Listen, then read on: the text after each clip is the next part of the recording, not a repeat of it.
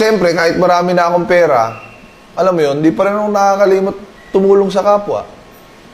So ayun guys, nandito ako sa labas ngayon para maghanap ng pwede nating tulungan. Pero alam niyo naman ako, hindi ako nagpapakita na tumutulong ako. Kaya hindi ko na ibablog to guys. Uy, kuya, mahirap ka ba? Pero may cellphone ka? May Facebook ka? Yun, sakto. Bibigyan kita ng pera. Pero, picturean mo ah. Picturean mo dali. Oh, yan.